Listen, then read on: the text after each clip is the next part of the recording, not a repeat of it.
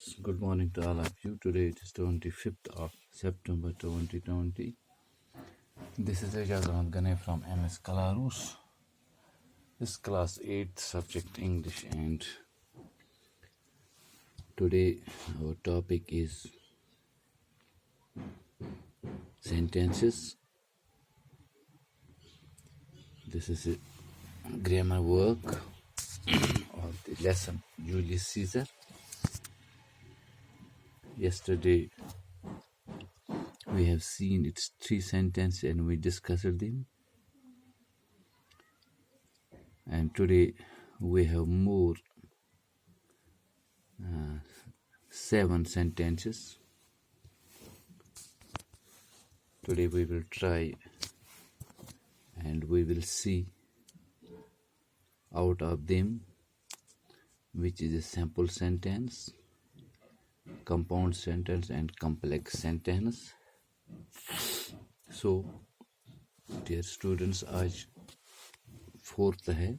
कल हमने 3 जो इसके सेंटेंस उनको कंप्लीट किया था.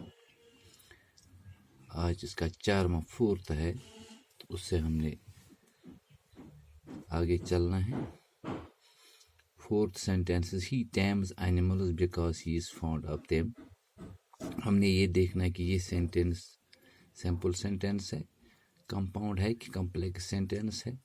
He tames animals, one sentence because there is one verb and one finite verb in it and subject. Because this is conjunction, coordinating conjunction, he is fond of them, and this is another sentence. Both the sentences have been joined by a coordinating conjunction. So these 2 sentences are, when we separate them, these are sample sentence, and these sentences have been connected, have been joined with a coordinating conjunction. और इसकी वजह से ये जो sentence है ये compound sentence है. हमने पढ़ा था और हमें मालूम है कि जो सेंटेंस हैं कंपाउंड्स, इसमें कंपाउंड सेंटेंस में अगर हम उनको अलग करेंगे, उनमें एक फिनिट वर्ब और एक सब्जेक्ट होता है. अगर इनको जोड़ा जाए कंजक्शन के थ्रू तो ये कंपाउंड और कॉम्प्लेक्स सेंटेंस भी बन सकता है, लेकिन कॉम्प्लेक्स सेंटेंस की जो फॉर्मूला है वो अलग है. So this 4th sentence is a compound sentence. And then we have 5th one. Though I had not seen Noora since she was a small baby, we were soon friends. This is a complex sentence. बुनियादी तौर इसमें 3 sentence है. Though I had not seen Noora, 1. She was a small baby, 2. We were soon friends, 3rd.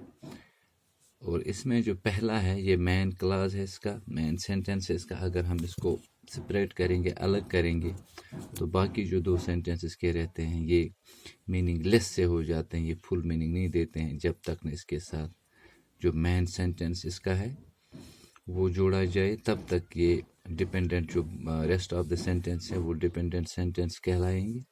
So 5th one is a complex sentence. So we have here about half of the humanity relies on the fresh water that accumulates in mountain regions like the Himalayas. ये 6th sentence है and this is a complex sentence. इसमें भी ये वजह, इसमें एक main clause है और बाकी जो है वो सबऑर्डिनेट क्लॉजेस हैं. और जब तक न मेन क्लॉज इसके साथ जोड़ा जाए, कनेक्ट किया जाए, ज्वाइन किया जाए, तब तक जो रेस्ट ऑफ द क्लॉजेस है वो इंडिपेंडेंट क्लॉज, ये डिपेंडेंट क्लॉज कहलाते हैं. और तब तक वो पूरा जो सेंटेंस वो मीनिंग नहीं देता है. तो जो हमने फार्मूला पढ़ा है तो हमें पता है उस फार्मूला के ज़रिए से कॉम्प्लेक्स और कंपाउंड सेंटेंस को कैसे रिकॉग्नाइज किया जाता है. तो ये जो सेंटेंस है this is a complex sentence. And then we have 7th one. These things are beyond all understanding and I do fear of them. ये जो 7वां सेंटेंस है ये भी कॉम्प्लेक्स सेंटेंस है. These things are beyond all understanding and I do fear of them.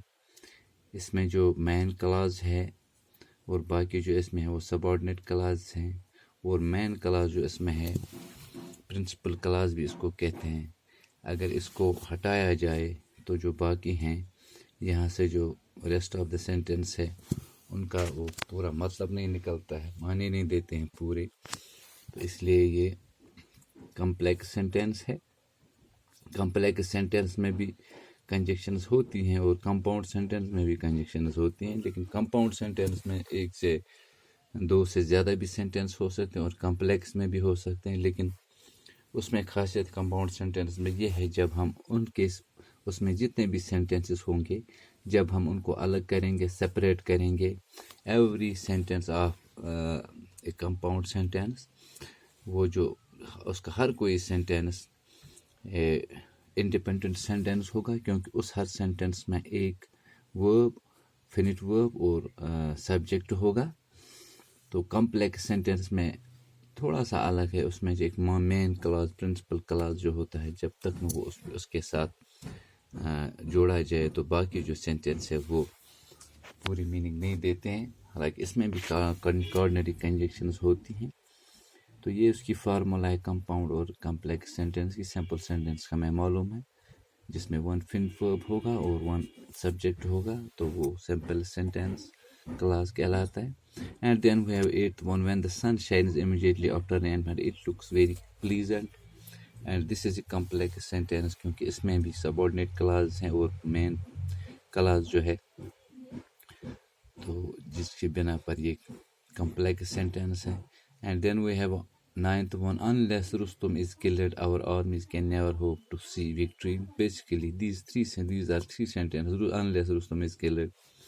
For example अगर हम इसको उठाते हैं, सेपरेट करते हैं, अलग करते हैं, our armies can never hope to see victory, अगर इसको आप छोड़ें और ये जो बाकी है ये पूरा माने नहीं देता है, ये मीनिंगलेस सेंटेंस बन जाता है। और जब इसके साथ पहला वाला जो सेंटेंस में इसका जो प्रिंसिपल क्लास है उसको जोड़ा जाता है तो ये फुल मीनिंग देता है। So this is a complex sentence also. And then we have, he was so poor that he and his wife had to remain hungry for days together, and this is also a complex sentence। इसमें भी अगर आप main class को अलग करते हैं, बाकी जो इसके जुमले हैं, सेंटेंसेस हैं, वो डिपेंडेंट रह जाते हैं और इसी बुनियाद पर, इसी बिना पर ये complex sentence है।